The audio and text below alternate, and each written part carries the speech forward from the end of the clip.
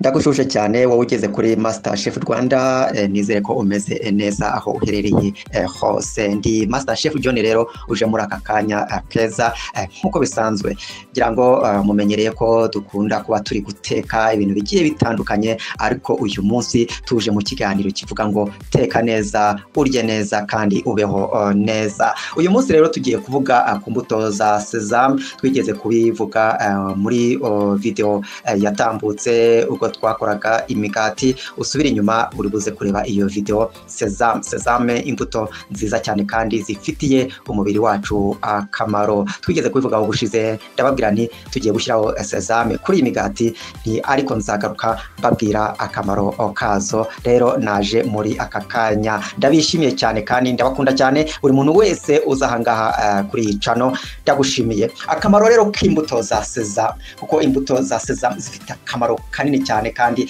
gakomeye. Sesame iri mu bwoko bw'ibinyampeke, ikaba ari ingenzi mu mubiri w'umuntu kuko ifasha uruhu, igafasha amagufa, igafasha amenyo ndetse n'umutima kugubwa neza. Wowe ukunda kugira ibibazo bitandukanye by'umutima, by'amenyo, by'amagufa, rwose sesame ni imbuto nziza cyane. Iyo uzifashishije ukazikoresha zifite akamaro ku mubiri wawe. Sesame wazikoresha uzivanze mu ifunguro cyangwa se uri guteka nkatwe duteka. Nkuko nabibabwiye igihe twakoraga umugati, twashyize sesame hejuru. Urebe muri video zatambutse uraza kubibona. Akamaro k'intete, intete za sesame zikungahaye ku munyungugu yitwa calcium, kuko calcium ikomeza amagufa. Izi ntete kuzongera mu ifunguro wateguye bigira umubiri wawe, umubiri wacu akamaro gakomeye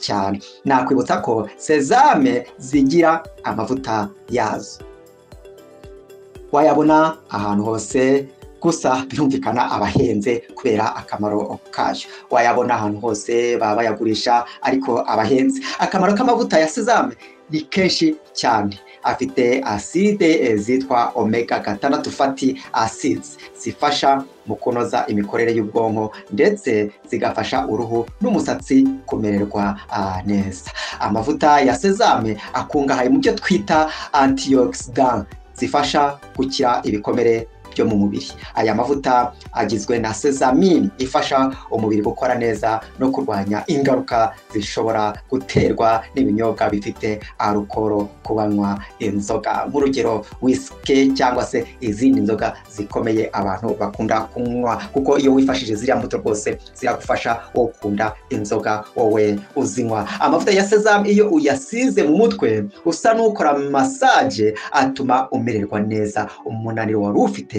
ugashira ukagenda. Akamaro k'amavuta ya sesame ku musatsi ni kenshi cyane ku bantu bifuza kugira umusatsi mwiza ugakora neza. Wakoresha amavuta ya sesame niba wumva rwose ushaka umusatsi mwiza, wumva ushaka umusatsi ubengerana, wumva ushaka umusatsi ukomeye, icyo gihe wajya ukoresha amavuta ya sesame. Gukoresha amavuta ya sesame ku musatsi bifasha kwirukana imvuvu.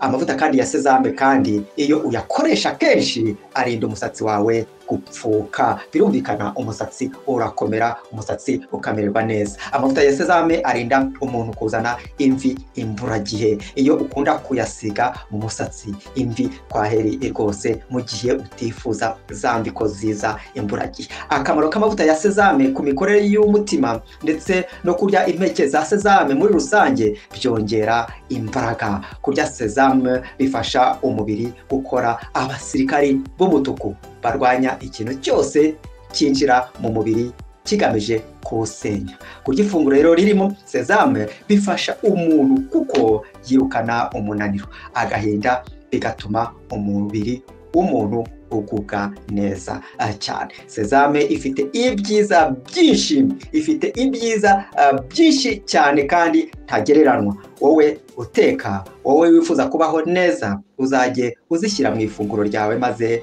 wirebere ukuntu ugira ubuzima bwiza, ubuzima buzira umuze. Jya wita ku mubiri wawe ukoresha sesame. Cyari ikiganiro teka neza, urye neza kandi ubeho neza. Wowe wakoze subscribe tukaba tubana umunsi ku munsi, ndagushimiye. Nari Master Chef John, nawe utaha. Shalom shalom.